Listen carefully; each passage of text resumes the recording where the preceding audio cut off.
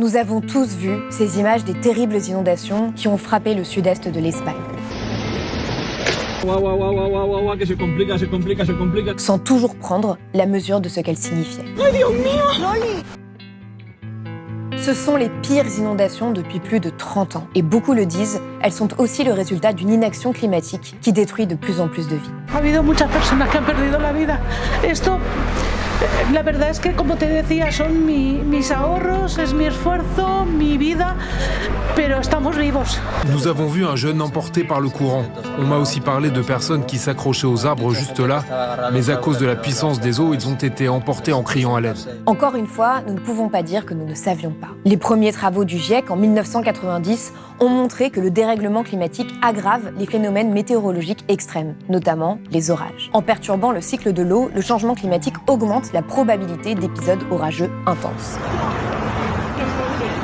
Mais nos sociétés ne s'y sont pas préparées. On n'a pas encore suffisamment intégré la notion de changement climatique, c'est-à-dire le fait que ces risques-là, ils changent, ils évoluent, pour certains, de plus en plus forts. Près de 220 morts. C'est le bilan provisoire des inondations en Espagne, alors que des dizaines de personnes sont encore portées disparues. Ici, on est là pour rechercher des vivants. C'est le rôle du chien. En priorité, on veut retrouver les enfants. La région de Valence est ravagée, et beaucoup d'Espagnols sont anéantis et concernés. Comment expliquer un phénomène aussi brutal et soudain ? Comment un pays riche comme l'Espagne peut-il être autant touché, aussi vulnérable ? Dans les jours qui ont suivi les inondations, les citoyens ont exprimé leur colère, notamment auprès du roi Felipe VI.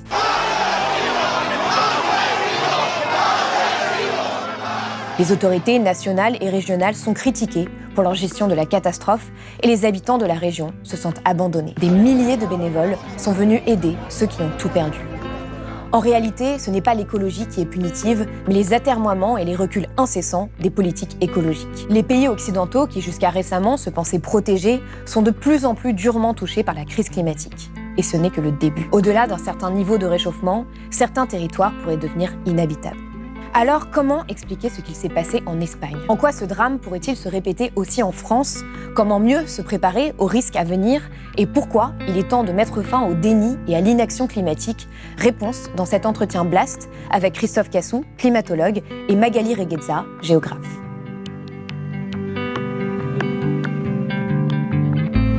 Bonjour à tous les deux. Merci d'être venus sur le plateau de Blast. Alors Magali Regueza, vous êtes géographe, spécialiste des risques naturels et catastrophes, des questions de résilience et d'adaptation, de la vulnérabilité urbaine et des stratégies de gestion. Vous avez été membre du Haut Conseil pour le climat jusqu'en septembre 2023. Christophe Cassou, vous êtes climatologue, directeur de recherche du CNRS au Centre européen de recherche et de formation avancée en calcul scientifique et vous êtes un des principaux auteurs du dernier rapport du GIEC.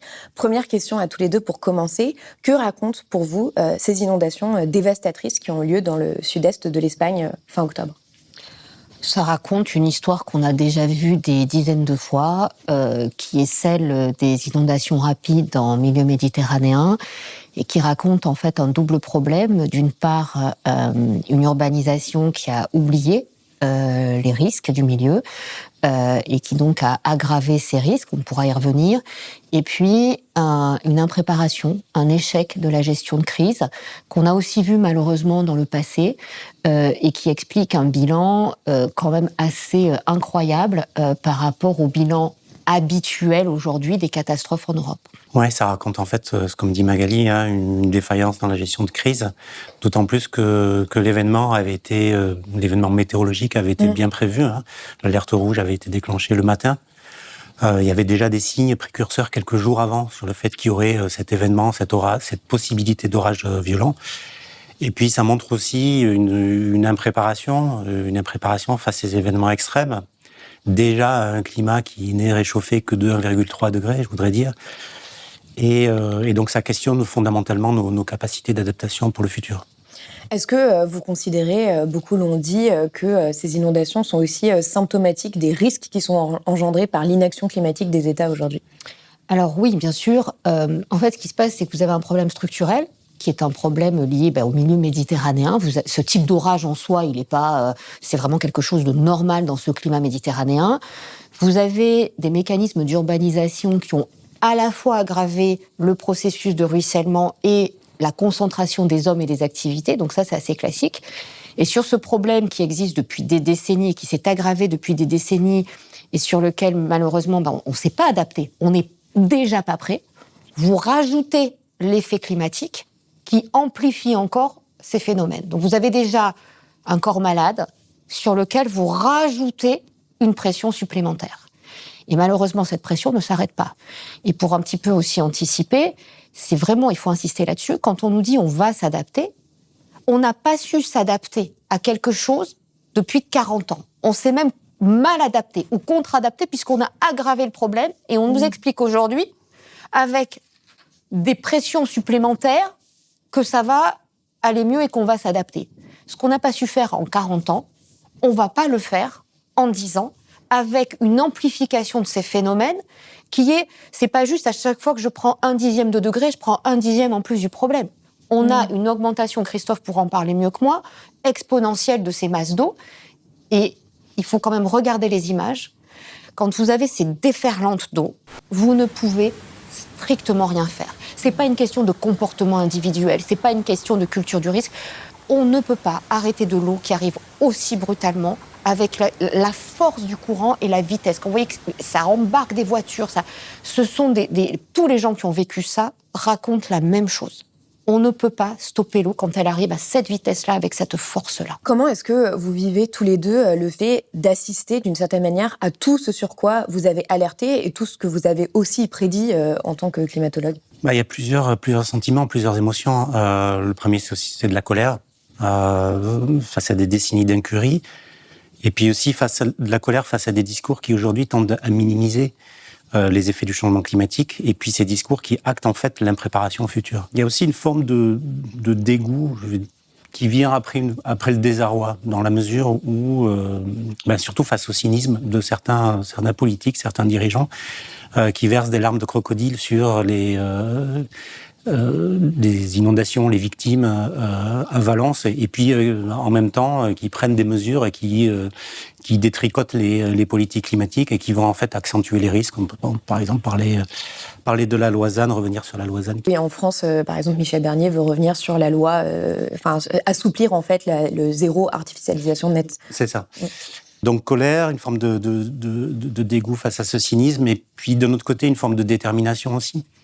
Dans la mesure où aujourd'hui, il faut engager un rapport de force, dénoncer le statu quo dans le contexte général. Ce contexte général aussi où les faits scientifiques, où la science n'est plus au cœur du débat.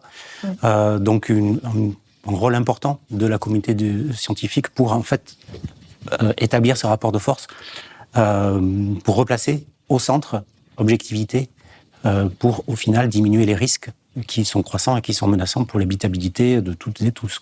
Alors la colère, oui. La colère parce que moi je travaille sur ces inondations depuis 20 ans. Je viens de Méditerranée, je viens des Alpes-Maritimes. Je travaille avec des victimes dans mes recherches. J'ai travaillé aussi avec des élus. Je suis en colère parce que justement aujourd'hui certains élus d'abord payent les héritages du passé. Que c'est très violent pour eux, parce que finalement on les met tous dans le même panier. Les maires sont corrompus, tout ça. Quand vous êtes un maire et que vous allez annoncer à vos administrés que la mère de famille, la petite fille, le petit garçon, le père de famille, on a retrouvé le corps, ou on l'a pas retrouvé d'ailleurs. Je vous assure que c'est des choses... moi j'ai arrêté de travailler sur les catastrophes parce qu'à un moment je n'arrivais plus à entendre ces témoignages et je me sentais impuissante. On est un peu dans la situation où on sait comment ça va finir. Vous savez, vous lisez des histoires, des contes de fées, où vous savez la fin de l'histoire. Et dans les contes de fées, vous avez la possibilité de changer la fin de l'histoire. Et nous, à la fin, je pense que Christophe, on a un peu le même sentiment. On sait comment ça va se passer, on a essayé d'alerter, on a essayé de tout faire. On s'est fait traiter de tous les noms. On est des radicaux, des opposants, des militants... d'accord. On nous a dit moi, je me souviens quand je travaillais sur ces catastrophes, j'étais un marchand de peur, j'étais quelqu'un qui faisait de l'argent sur le dos des victimes. Enfin, j'ai entendu des choses épouvantables et je me sens juste impuissante. Je me sens juste presque coupable parce que je n'ai pas su dire, je n'ai pas su parler, je n'ai pas su convaincre. Et pour autant, quand j'essaie d'être me regarde en face, je me dis, mais qu'est-ce que je peux faire moi ? J'étais une scientifique. J'étais une scientifique, mon rôle c'était de produire de la connaissance, c'était d'expliquer, c'était de rendre compte. On l'a écrit, on l'a dit, on l'a crié.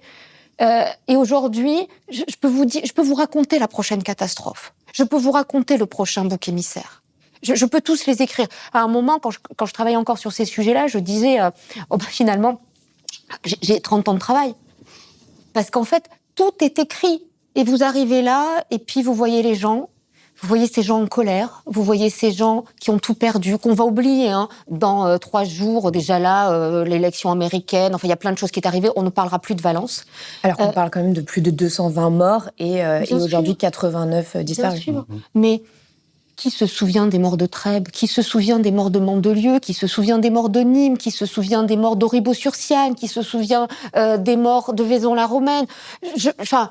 Voilà, moi, ce qui me rend triste, je pense que je suis aujourd'hui profondément triste, c'est que on peut pas éviter tous les morts, mais il y a des morts qui étaient évitables. Et que derrière, au lieu de chercher des responsabilités morales, politiques, juridiques, ces morts auraient pu être évitées. Et il y a une concaténation de causes qui font qu'aujourd'hui on en est là, et que derrière on continue à polémiquer, on continue à attaquer les scientifiques, on continue à attaquer Météo France, on continue à... Et je vous avoue qu'à un moment, en tant que citoyenne, la lassitude, l'impuissance, la tristesse, en fait, on n'est plus que des boules d'émotions. Et on regarde ces gamins en se disant, mais qu'est-ce que je peux faire ? Qu'est-ce que je peux faire, moi, petite citoyenne ? J'ai une voix sur 67 millions de Français. Qu'est-ce que je dois faire ? J'ai pas la réponse, et j'ai d'autant moins la réponse que les élus avec qui j'ai travaillé, les populations avec qui j'ai travaillé me disent, mais qu'est-ce qu'on peut faire, nous ? Et j'aimerais leur dire, c'est ça aussi, je pense qu'il faut... Toutes les solutions sont là. Toutes les solutions sont là. Et ces solutions, en plus, elles amènent du mieux-être. Elles évitent les victimes, elles amènent de la qualité de vie, elles amènent de la santé. Tout est sur la table. Donc, il y a plus qu'à. Et on va pas vers un univers terrible. Je veux dire, d'un côté, on voit ces images terribles, apocalyptiques de l'Espagne, et de l'autre, on a des solutions qui permettent de mieux vivre, de vivre plus longtemps, dans de meilleures conditions, en meilleure sécurité. Et le débat se porte sur des épiphénomènes, sur des... c'est de l'agitation, de la diversion, on agite des chiffons rouges. Et ça, je pense que pour nous, les scientifiques qui vivons aussi dans ce monde de rationalité raisonnable, quand on comprend plus, on a un petit peu un bug cognitif, quoi. Bon, on va venir justement à toutes ces questions des risques et comment aussi ils auraient pu être évités pour certains. Mais avant, je voudrais qu'on fasse une mise au point parce que vous l'avez dit, par exemple, en Espagne, on sait qu'il y a des groupes d'extrême droite qui ont accusé les écologistes et les socialistes qui étaient avant à la tête de la région en disant que c'était de leur faute s'il y avait eu ces inondations. On sait aussi qu'il y a eu beaucoup de propos climato-sceptiques qui ont été tenus sur ces inondations en disant que ce n'était pas la faute du réchauffement climatique. Donc j'aimerais faire un point avec vous, Christophe Cassou. On sait que le réchauffement climatique intensifie les phénomènes météorologiques extrêmes, dont les pluies diluviennes, auxquelles sont habituées, comme vous le disiez, les régions méditerranéennes. C'est-à-dire que pour elles, les orages n'ont rien d'exceptionnel. Christophe Cassou, est-ce que vous pouvez expliquer justement exactement ce qui s'est passé il y a quelques semaines à Valence ? Alors, comme dit Magali, on est dans des processus, dans des phénomènes qui sont assez classiques pour cette région en automne. Donc, c'est une petite goutte froide qui s'isole sur l'Espagne et le Portugal. Moi, je prends l'image souvent d'une rivière. On a tous regardé une rivière et on a vu se détacher un petit tourbillon du flot ou du courant principal de cette rivière. Donc l'atmosphère étant fluide, il fonctionne exactement de la même manière qu'une rivière. Donc cette petite goutte froide, c'est ce petit tourbillon qui vient s'isoler et il génère des vents qui amènent de l'humidité de la Méditerranée vers les côtes espagnoles et donc qui génèrent des orages parce qu'il y a une grande instabilité dans l'atmosphère. Donc ces mécanismes-là sont classiques. D'ailleurs, l'événement que l'on a vécu à Valence n'est pas record en termes de précipitations sur une journée. C'est le deuxième record. Alors, c'est des quantités qui sont énormes. C'est 771 mm ou litres d'eau par mètre carré qui ont été enregistrés. Le record était... On disait environ, à certains endroits, c'était une année de pluie en 24 heures à peu près. Voire même plus qu'une année de pluie. Donc, on est dans un schéma classique, mais ces processus atmosphériques sont dopés par le changement climatique. Aujourd'hui, 1 degré de réchauffement supplémentaire on est à peu près à 1,3 degré de réchauffement par rapport à l'ère pré-industrielle. Donc ce degré supplémentaire, aussi 1,3 degré supplémentaire, génère entre 7 et 10% de plus de précipitations à l'échelle d'une journée. Certaines études montrent que même on peut aller sur des pourcentages qui sont beaucoup plus grands quand on regarde sur ce qu'on appelle les précipitations horaires, des précipitations qui tombent sur une très très courte période de temps, où on a une amplification qui est autour de 15%. Donc, comme le disait Magali, chaque fraction de degré, chaque dixième de degré induit une intensification de ces aléas qui est extrêmement importante. Et si on revient sur cet épisode de Valence, les premières études des sciences de l'attribution qui nous permettent de déterminer de combien a été augmenté ou a été changé le cumul de précipitations pour un événement donné, on est à peu près sur des valeurs autour de 20%. C'est-à-dire que sans influence humaine, cet événement-là aurait été 20% moins intense en termes de cumul de précipitations. La science est claire là-dessus, l'attribution est claire également, et on sait que l'intensité de ces événements va augmenter avec les émissions de gaz à effet de serre, avec l'augmentation de la concentration de gaz à effet de serre.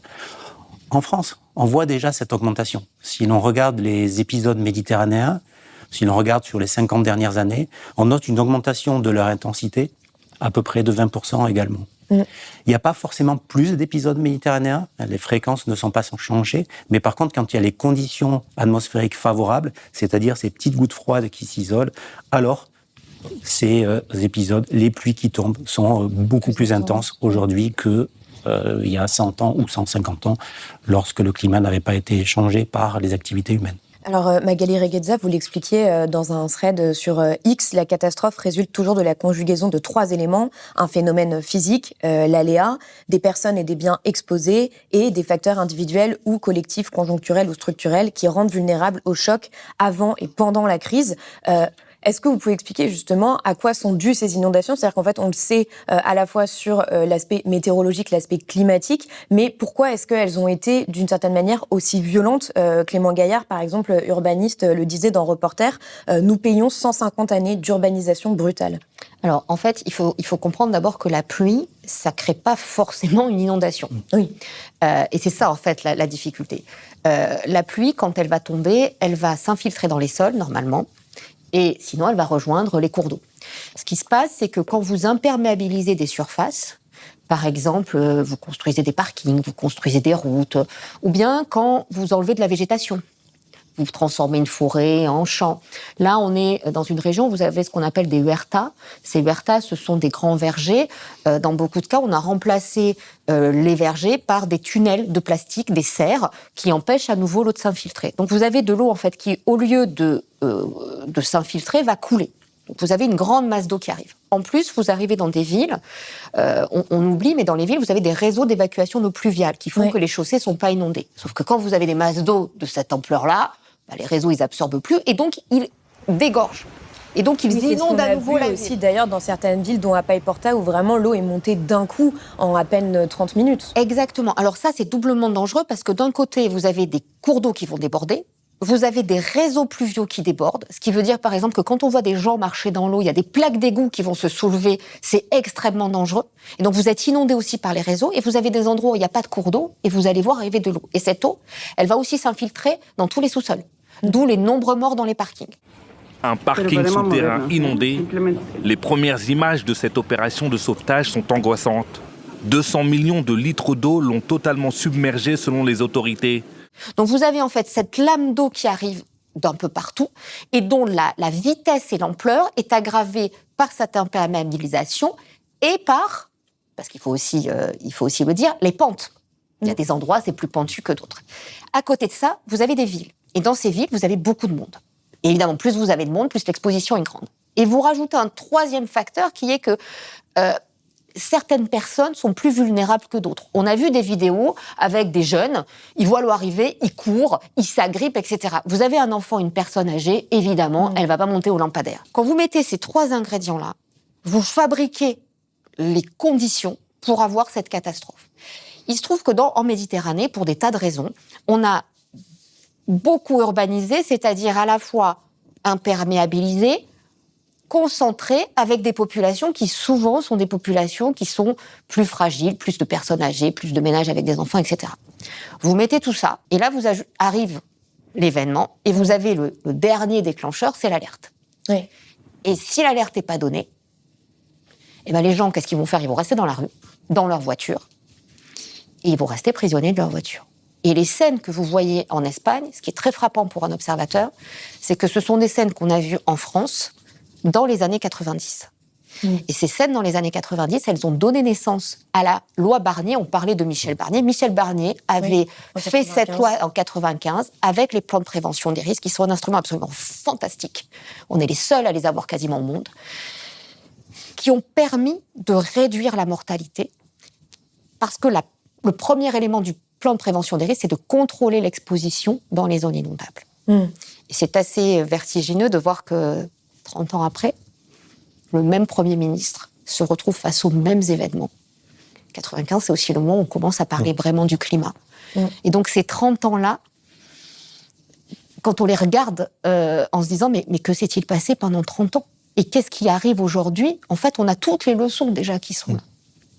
L'urbanisation, la gestion de crise, les lois pas appliquées, et avec aujourd'hui, d'ores et déjà, pour ces villes, des héritages. On est en train de payer les héritages, effectivement, de cette urbanisation qui s'est faite dans des zones où on n'aurait jamais dû construire. Et où, pendant 40 ans, les géographes, les climatologues, les urbanistes, les hydrologues disaient « il ne faut pas construire ». Et pendant 30 ans, vous parliez des gouvernements d'extrême droite, il a été question d'assouplir les plans de prévention des risques. Tout a été fait pour contourner la législation que certains avaient votée au Parlement, pour faire en sorte que, oui, mais vous comprenez, c'est trop contraignant. Oui, mais vous comprenez, il y a toujours une bonne raison de mettre des maisons. Et quand je dis une bonne raison, c'est pas ironique. C'est qu'effectivement, pour ces territoires méditerranéens, il y avait un enjeu de développement pour accueillir des populations, pour accueillir des activités. Et donc, on voit bien la tension qu'on a encore aujourd'hui entre, d'un côté, du développement économique, de la prospérité, de l'emploi, du logement, et puis de l'autre, des enjeux du milieu qu'on pensait à l'époque pouvoir contrôler parce qu'on allait faire des digues, parce qu'on allait faire des barrages, parce qu'on allait faire des tas de trucs. Et nous, on avait beau dire, mais ça va pas marcher. Oh, il suffira de faire des réseaux plus importants, on va faire des bassins. Tout le discours que vous avez en Espagne, pendant 30 ans, il a été tenu sur le bassin méditerranéen français. Mais vraiment, c'est le même. Et ça, c'est quelque chose, on se dit, mais c'est retour vers le futur, quoi. Enfin, on est dans retour vers le futur en permanence. Oui, donc si le territoire avait été aménagé différemment, il n'y aurait pas eu autant de dégâts, autant de morts. Ça, vous pouvez l'affirmer aujourd'hui. Il y a une image qui a tourné beaucoup sur les réseaux sociaux, c'est ce pont romain qui a tenu. En 92 à Vaison-la-Romaine. Le seul truc qui tient, c'est le pont romain. Le parapet moderne est emporté, le pont romain tient.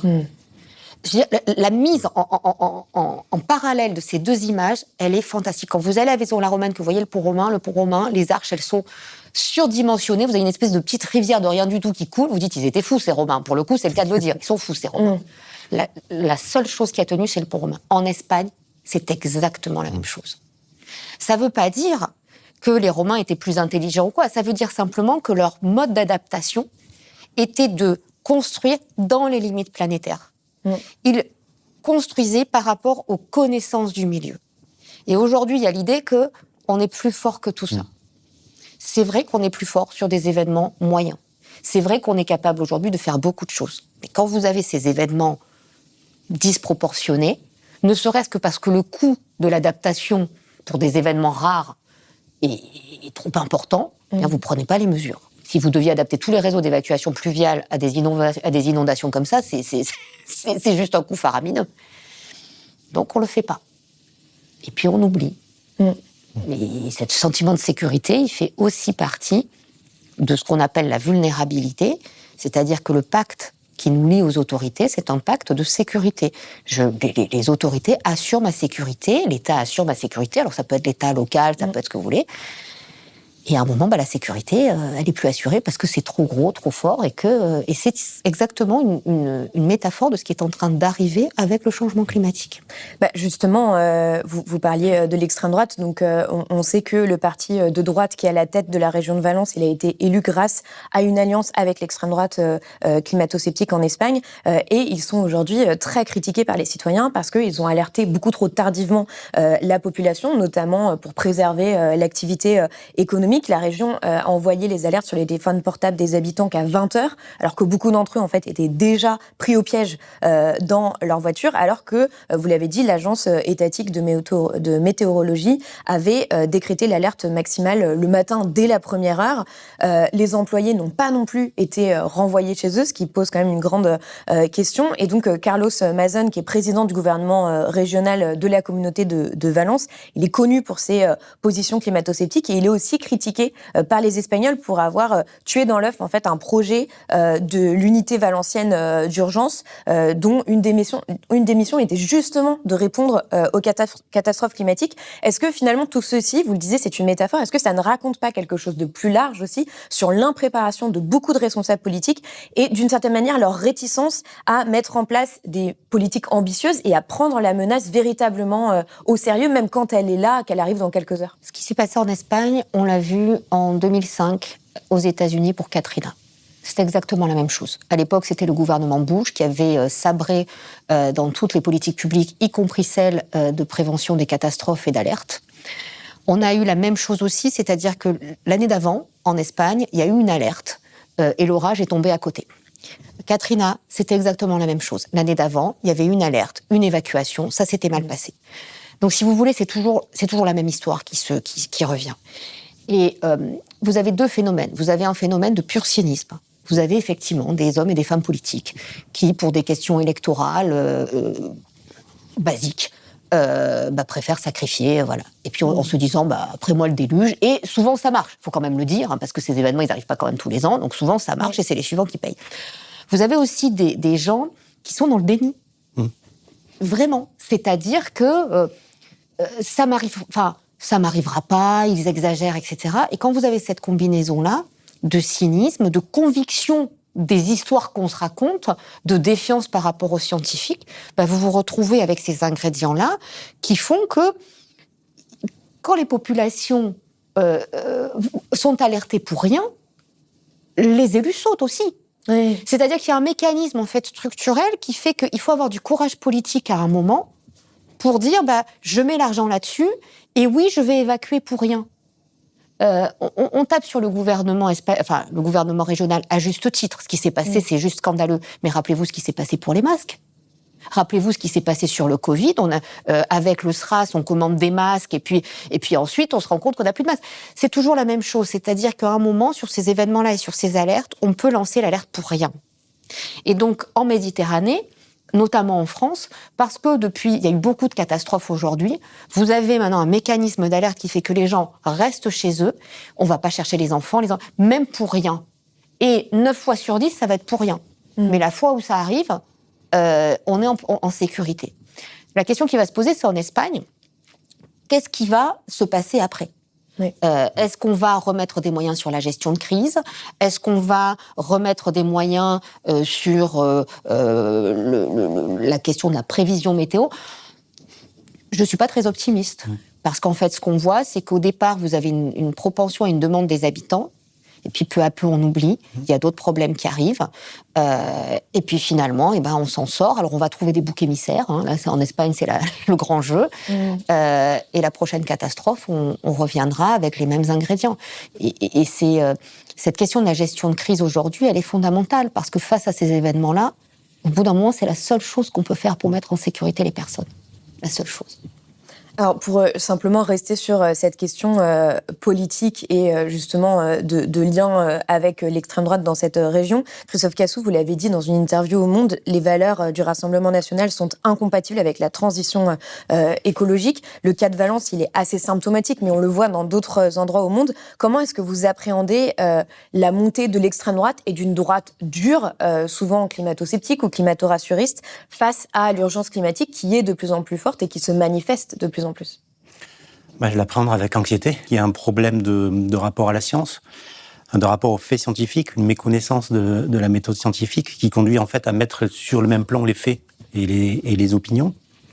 Et donc, ce qui laisse une grande porosité aux vérités alternatives, qui est un euphémisme pour dire mensonge. L'absence aussi, comme le soulignait Magali, ce déni de vulnérabilité ou l'absence de lucidité, ce déni de gravité, qui est généralement présent dans ces partis d'extrême droite ou de droite conservatrice aussi, dans certains cas.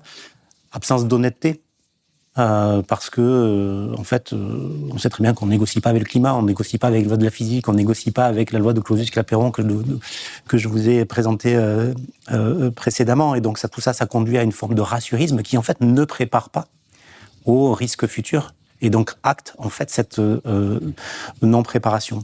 Et dans ce cadre-là, je dirais comment je l'appréhende aussi. Je l'appréhende avec crainte dans la mesure où la parole du scientifique, aujourd'hui, est très compliquée à porter.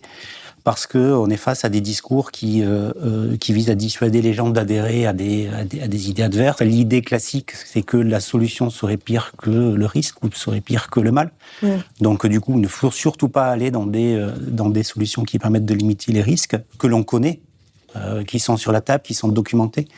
Il y a de la désinformation, bien évidemment, et puis il y a aussi le fait de discréditer le messager, de discréditer le porteur du message pour le décrédibiliser, le présenter comme non-objectif, comme militant, et au final aussi diviser le peuple et les élites, mettre en opposition ce peuple et ses élites, et l'ensemble dans un discours complotiste qui est généralement porté par ces partis de droite et d'extrême droite.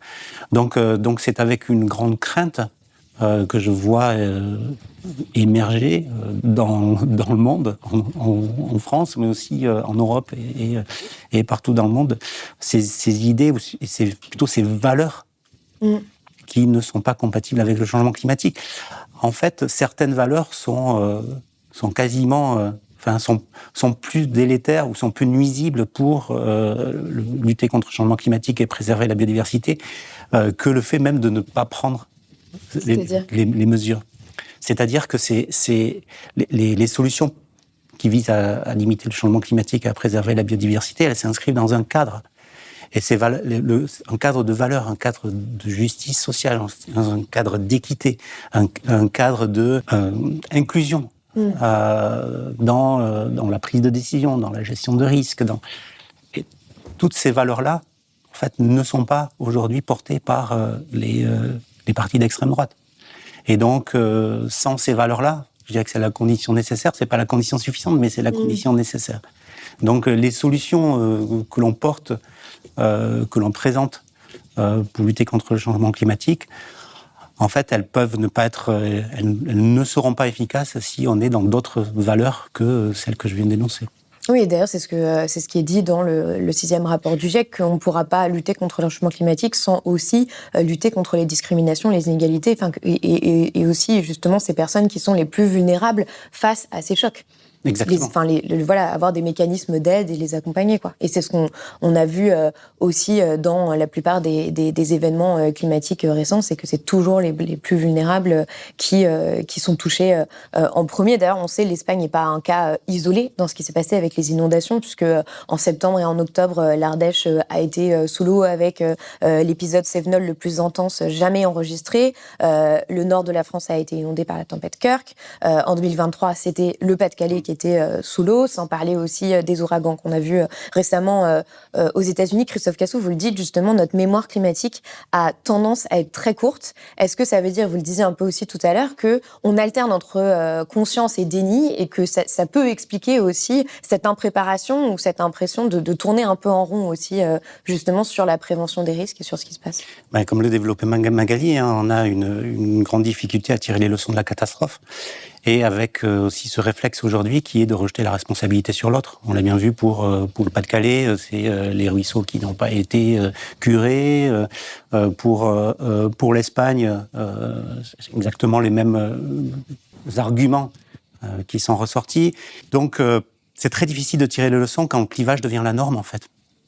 Et en plus, on est en présence de désinformation avec des caisses de résonance qui sont difficiles à maîtriser.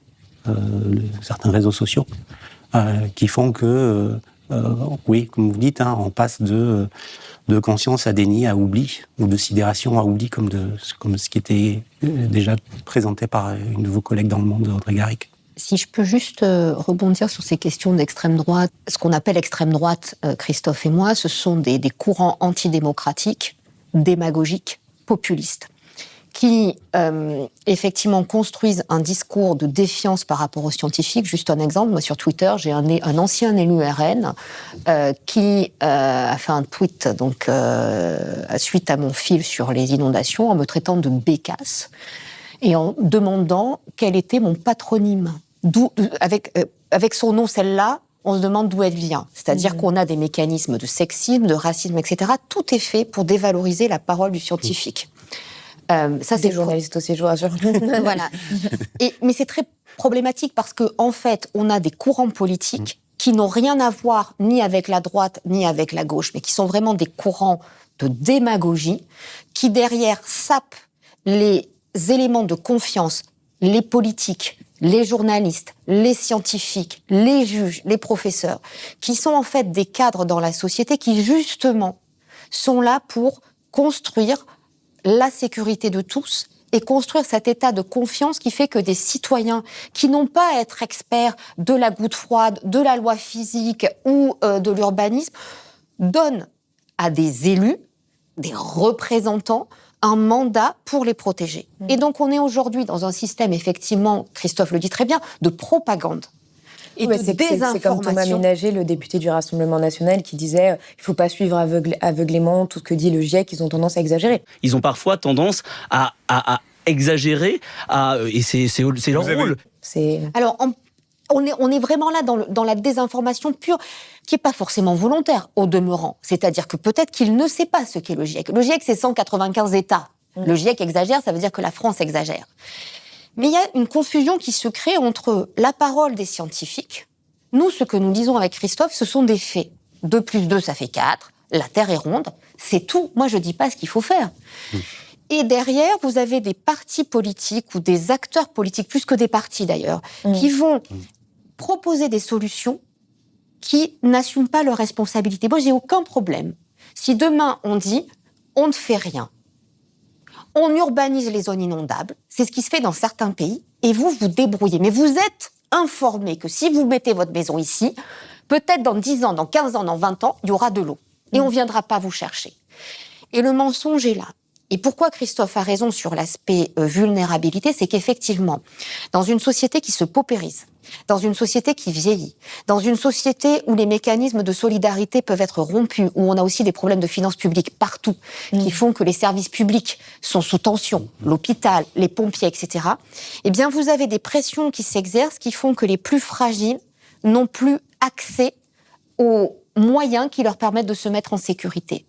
Moi, je suis très énervée quand j'entends qu'on me parle de la culture du risque. J'ai passé 20 ans à défendre cette culture du risque. Le problème, c'est que le citoyen acteur de sa sécurité, vous comprenez bien qu'entre Christophe et moi, qui avons de l'argent, des familles, des moyens culturels, nous habitons Paris, nous avons des réseaux, c'est pas la même chose que des personnes, des familles seules, des personnes âgées, etc., qui n'ont pas ces moyens-là. Et ce que font les extrêmes droites aujourd'hui, c'est qu'au lieu de construire et de donner aux populations des moyens, des solutions pour dire voilà où on veut aller, elles détournent la colère légitime. Et le changement qui implique des aides, l'idée c'est pas de changer pour changer, c'est de construire un projet politique qui permette d'arriver à une société plus sûre en accompagnant ces changements pour qu'ils soient les moins douloureux possibles. Et en fait, au lieu de faire ça, on détourne la colère. Et ça, pour nous, c'est quelque chose de terrible parce que les gens qui aujourd'hui sont victimes de catastrophes, votent de plus en plus pour ces partis démagogiques. Ce seront les premières victimes du changement climatique. Sauf que dans 5, 10, 15 ans, il n'y aura plus de caméras pour venir les voir. C'est ce qui s'est passé pour le Covid avec Trump. J'insiste là-dessus. Il y a énormément de gens aux États-Unis qui sont morts de la non-vaccination et du non-port du masque parce que le président des États-Unis, en qui ils avaient confiance, leur expliquait qu'il fallait pas le mettre. Ces gens-là sont plus là pour parler. Et donc, si vous voulez, on est dans ce système terrible pour nous, qui est que le mensonge alimente le mensonge et la colère, parce que finalement, ces mécanismes structurels sont en place. Sauf que plus il y a d'inégalités, et ça c'est un fait scientifique, moins les gens qui sont dans les situations les plus précaires ont les moyens de s'adapter. Et donc quand on nous dit il faut responsabiliser les citoyens, c'est aussi une manière de détourner sur l'individu l'inaction de ceux qui ont les moyens d'agir. L'inaction de ceux qui sont aux décisions. Bien sûr que c'est terrible pour certaines personnes de voir qu'elles ne pourront pas construire, pas accéder à leurs rêves. Mais l'idée, quand on dit zéro artificialisation nette, c'est pas de tout geler, c'est de dire, est-ce qu'on peut pas faire en sorte que par des politiques publiques d'aménagement et d'aide, chacun puisse accéder à un logement décent, mais dans certaines conditions, et nous avons les solutions pour le faire. Quand on interdit les diesels en ville, les fameuses ZFE, c'est pas pour emmerder les Français, c'est pour dire on va essayer de trouver des moyens pour que les gens n'aient plus de problèmes respiratoires en ville, pour que les gens n'aient plus d'allergies, parce que ces problèmes de santé existent. Alors effectivement... Et surtout qu'il y a des dizaines de milliers de personnes qui meurent prématurément chaque année en France à cause de la pollution d'air. Mais si, effectivement, la loi consiste à dire du jour au lendemain, j'arrête les voitures, alors qu'on sait que pour une grande partie de la population, il n'y a pas d'alternative. Et donc, ce que nous, on dit aussi, c'est que par rapport à ce que dit la science, il y a des options qui ont été évaluées. Le travail des hommes et des femmes politiques de ce pays et des décideurs économiques, c'est de construire les alternatives. Oui, on ne peut plus faire, mais on peut faire autrement. Oui, vous devez arrêter de fumer. Mais pour arrêter de fumer, je vais vous proposer le patch, la cigarette électronique, l'hypnose, etc. Je vais vous donner des alternatives.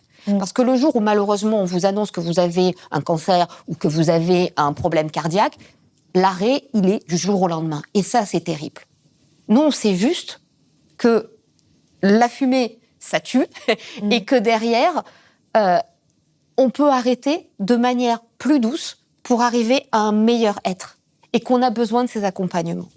Et ce discours populiste et démagogue, violent, très violent, qui clive, il est très angoissant parce que l'histoire aussi nous montre que dans le passé, à chaque fois qu'on a eu ça, on a eu les mêmes résultats. Oui. C'est-à-dire qu'à la fin, les premières victimes sont les populations qui ont été séduites par ce discours parce que les fins du mois sont terribles, parce que l'angoisse est terrible et parce qu'aujourd'hui, nous, les scientifiques, nous ne pouvons qu'alerter, mais nous ne sommes pas là pour construire ces futurs désirables, pour refaire rêver, pour redonner l'envie. La seule chose qu'on peut dire aux hommes et aux femmes politiques de ce pays, c'est que les solutions existent, qu'elles ne sont pas punitives et qu'on peut construire un pays plus beau, plus fort, plus grand, plus juste, plus tout ce que vous voulez par rapport à vos valeurs, que vous soyez de gauche ou de droite, mais qui soit dans les limites planétaires et qui garantisse la sécurité, sinon de tous, la sécurité du plus grand nombre. Et ça, je pense que c'est peut-être notre erreur en tant que scientifique, c'est qu'on n'a pas su parler, on n'a pas su le dire assez, parce que justement, nous ne faisons pas de politique. Nous parlons de sujets qui sont éminemment politiques, mais nous ne voulons pas aussi nous donner un argument d'autorité pour dire, voilà, parce que je serai au GIEC, parce que je serai au CNRS ou quoi, j'ai la vérité. Parce que nous savons aussi que beaucoup de scientifiques ont abusé de cette position de vérité. Donc, c'est vrai qu'aujourd'hui, le rôle du scientifique est très compliqué du point de vue éthique, parce que nous sommes aussi des citoyens et des individus, et vous avez vu l'émotion qu'on a mis quand on a parlé des victimes. Je vous assure, rencontrer des victimes qui vous donnent, c'est vraiment un don, le témoignage de ce qu'elles ont vécu. Les voir des années après pleurer, ne pas pouvoir entendre une goutte de pluie sur leur toit. Il faut imaginer que tous ces gens qui ont vécu à Valence, il y en a beaucoup qui, dans 20 ou 30 ans, feront encore des cauchemars, seront encore, dès qu'il pleut en milieu méditerranéen, les gens qui ont vécu des catastrophes appellent les services d'urgence psychiatrique. Je crois qu'on ne mesure pas le traumatisme qu'on peut avoir. Et je vous dis, les caméras sont déjà parties. Il y a des images sympathiques, on nettoie, on voit la solidarité, tout ça. Mais dans un an, celui qui aura perdu son mari, celui qui aura perdu son enfant, il n'y aura plus les caméras. Et derrière, les personnes, elles vont devoir vivre avec toute leur vie. Et ces traumatismes-là, quand on travaille sur ces sujets-là, on aimerait juste pouvoir un petit peu changer les choses pour donner un sens aussi, comme vous, journalistes, comme beaucoup de politiques font ce métier pour changer la vie des gens. On aimerait donner ça, et je vous avoue que quand on voit cet éternel recommencement, on a un petit peu de lassitude ou Il n'y a même plus les mots pour le dire, quoi. Mais ce qui est en plus terrifiant, c'est qu'on sait qu'on va vers une trajectoire qui est de plus en plus dangereuse, c'est-à-dire selon un rapport du Programme des Nations Unies pour l'environnement qui a été publié fin octobre, dans le cadre des politiques climatiques actuelles, le monde se dirige vers un réchauffement de plus 3,1 degrés à la fin du siècle, ce qui voudrait dire plus 4 degrés en France, puisque la France se réchauffe plus vite que le reste du monde. Christophe Cassou, est-ce que pour vous c'est possible de s'adapter à un tel monde ? Est-ce que en fait on réalise réellement ce qui nous arrive là ? On réalise pas ce que veut dire ce. Excusez-moi là, je suis ému parce que t'as dit. J'ai du mal à embrayer. Je pense qu'il faut être clair, on ne peut pas s'adapter à un climat mondial de 3,1 degrés tel que donné par les dernières estimations, ce qui correspond à 4 degrés France. Si on essaye de se figurer ce que 4 degrés France veut dire, ça veut dire qu'un été comme 2022 serait un été froid dans ce climat-là. Le débit de rivière serait diminué de 50% dans le sud de la France, donc avec des tensions très fortes sur la ressource en eau. Donc, en fait, envisager de s'adapter à ce plus 4 degrés, ça consiste à anticiper dès maintenant ce que l'on va préserver et ce que l'on va sacrifier. C'est-à-dire qu'il faut discuter des choix. On n'est plus une adaptation cosmétique, ne marchera pas. C'est bien clair. Et ce qu'il faut bien réaliser également, c'est que cette adaptation à 4 degrés, elle demandera beaucoup plus de sacrifices que les politiques d'atténuation, en fait. Et ça, c'est vraiment essentiel parce que, en plus, ces politiques d'atténuation, elles permettraient de, comme disait Magali, donc évidemment de limiter nos émissions de gaz à effet de serre, donc diminuer le risque, ou en tout cas contrôler, non pas diminuer, mais contrôler le risque associé à des aléas qui sont croissants et qui sont menaçants. Mais elle a surtout des co-bénéfices aussi, pour la santé, pour le lien social, etc., etc. Donc, non, cette France à 4 degrés, elle est difficilement imaginable. Et en plus, la manière dont on aborde la problématique, c'est qu'on donne l'impression que cette France à 4 degrés, elle serait aussi isolée d'un monde à 3,1 degrés. D'un monde avec une insécurité qui est croissante, qui est beaucoup plus grande, insécurité alimentaire, insécurité géopolitique, insécurité sanitaire. Et il y a une dernière étude qui est sortie très récemment sur ce qu'on appelle la niche écologique, ou en tout cas les zones où l'homme, en tant qu'espèce, s'est développé et se développe aujourd'hui. Et dans ce monde à 3 degrés, environ entre 2,5 et 3 milliards d'habitants vivraient hors de cette niche écologique, hors de ce monde habitable pour l'espèce humaine. Donc que feront ces terriens ? Donc on fait des plans d'adaptation au changement climatique en isolant la France. Il faut avoir cette dimension internationale qui est très importante. Et juste sur un dernier point sur ce plan d'adaptation au changement climatique, il est présenté comme une préparation à un scénario pessimiste. Mais pas du tout. On est sur une version optimiste d'un scénario réaliste. Et donc, si on voulait se préparer à des futurs climatiques qui peuvent être encore plus impactants, il faudrait prendre des niveaux de réchauffement encore plus élevés. Donc, on est conservateur dans ces plans-là. Et en plus, on n'aborde pas la question de manière internationale. Il est absolument indispensable d'avoir des plans d'adaptation. Le Conseil climat l'a dit, s'adapter, ce n'est pas renoncer à l'atténuation. Il faut de toute façon s'adapter aujourd'hui. Et c'est plutôt normal de prendre la trajectoire vers laquelle on va. Maintenant, on va être clair, comme l'a dit Christophe, le problème, notamment d'un monde à plus 3 degrés, c'est que la biodiversité se casse la figure. Or, on oublie que la biodiversité, c'est ce qui nous permet de manger. Et c'est pas juste le panda, l'ours polaire, etc. C'est la biodiversité des sols, c'est les insectes, c'est tout ce qui permet, par exemple, à l'agriculture aujourd'hui française de produire. C'est ce qui permet la forêt, c'est ce qui permet l'eau. Donc, il faut quand même bien comprendre que derrière, effectivement, cet effondrement de la biodiversité, on ne peut pas s'y adapter parce que nous sommes des êtres vivants. Il y a un autre problème qu'on ne voit pas dans cette affaire, c'est que l'adaptation a un coût. Et que, à un moment, tout le monde ne peut pas payer ce prix. Donc quand on parle d'habitabilité des territoires, ça veut dire qu'il y a des territoires qu'on ne pourra plus protéger, non pas parce qu'on ne sait pas les protéger, mais parce que le coût de protection sera juste démentiel. On peut toujours imaginer que parce que nous sommes en France, dans un pays développé, que nous sommes plutôt riches, etc., ça ne nous concerne pas.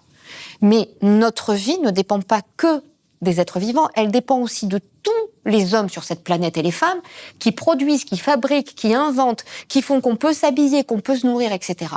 Et donc, aujourd'hui, ce qu'on oublie, c'est que si les autres tombent, c'est pas juste « oh, c'est loin, tant pis pour eux », c'est que tout notre système économique, tout notre système, tout ce qui permet notre vie quotidienne s'effondre par effet domino. Et que donc même les plus riches, même les plus puissants, ne seront plus à l'abri. Et c'est pour ça que les partis populistes, démagogiques, qui vivent au contraire sur le repli, n'ont pas compris une chose, c'est que nous vivons dans un monde d'interconnexion. Que nos vulnérabilités s'amplifient par les vulnérabilités de nos voisins, que nos expositions s'amplifient par les expositions de nos voisins. Et que donc derrière, il y a une amplification des phénomènes. C'est très important que ce PNAC sorte. C'est très important qu'on Plan national d'adaptation. Bien sûr, pardon, oui. Que ce PNAC fixe cet objectif des 4 degrés, pardon. Mais si on utilise ce PNAC comme un argument de l'inaction climatique, c'est qu'on n'a strictement rien compris.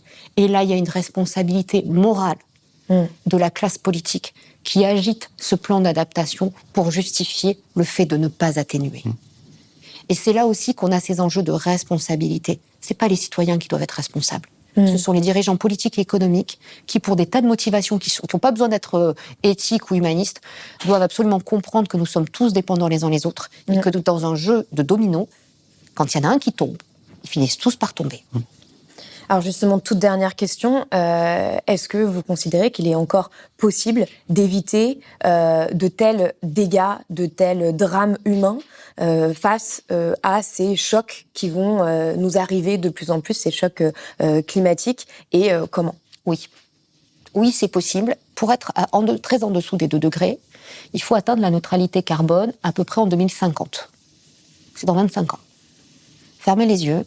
Rappelez-vous dans quel état était la France il y a 25 ans. Vous allez nous faire croire qu'on n'est pas capable de proposer une trajectoire qui permette de vivre mieux, de se loger mieux, d'avoir une meilleure santé, un meilleur accès à l'éducation. Et la science démontre que les solutions existent, et d'adaptation et d'atténuation, qu'elles se combinent, qu'elles s'amplifient. Elles sont efficaces, elles sont économiquement positives, le coût-bénéfice est favorable, elles sont accessibles, elles sont finançables, elles sont faisables. Donc on ne parle pas d'un chemin de sang et de larmes. On parle d'une réflexion comme on a sur tous les autres sujets. Le budget, la sécurité sociale, l'école, etc. Le foot. On a tous un avis et des manières d'y arriver. On peut le faire. Il est scientifiquement démontré qu'il est possible de le faire, que ces solutions existent, qu'elles apportent énormément de bénéfices. Et pour l'adaptation et pour l'atténuation.